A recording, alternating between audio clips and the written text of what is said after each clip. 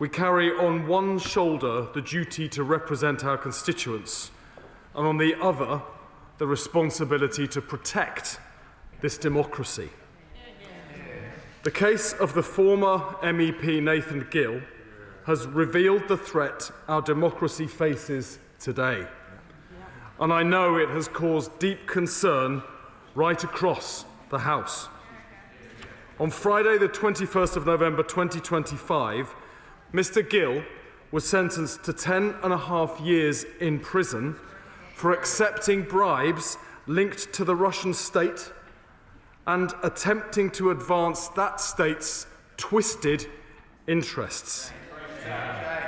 This is the longest sentence handed down to a politician in a case like this in our nation's recent history.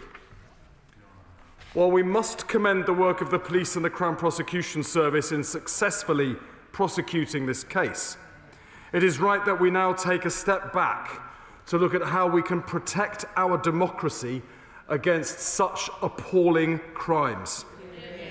And Mr. Speaker, let me be clear about what this crime was. An elected politician took bribes to parrot the lies of a hostile state responsible for the death of Dawn Sturgis, a British citizen on British soil. He took the side of those responsible for invading a sovereign European state. And he was prosecuted while Putin's military targeted the civilian men, women and children of Ukraine.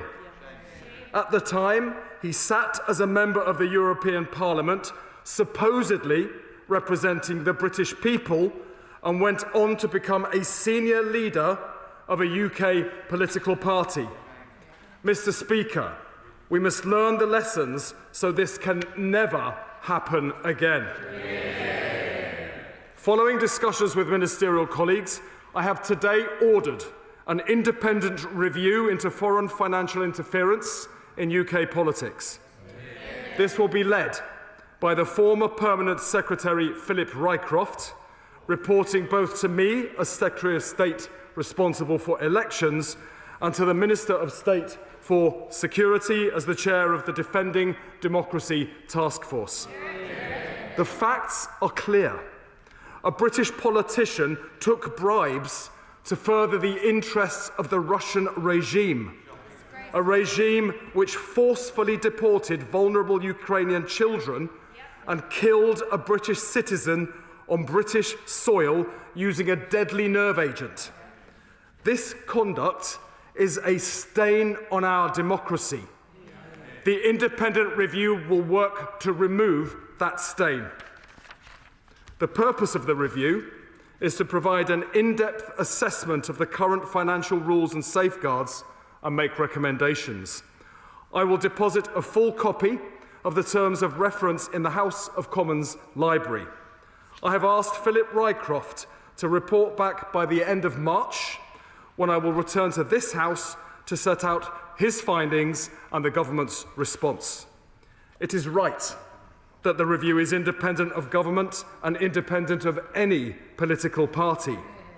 It's also important I make clear to the House that investigating crimes and examining broader allegations of wrongdoing remains the responsibility of the Electoral Commission and the police, not this review.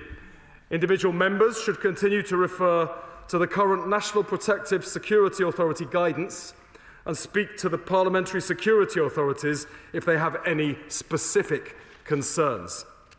The findings of the independent review will build on both the government's election strategy and counter political interference and espionage action plan, and inform the Elections and Democracy Bill that we will bring forward next year. We published our strategy for modern and secure elections earlier this year. This will close loopholes that should have been closed long before we entered office.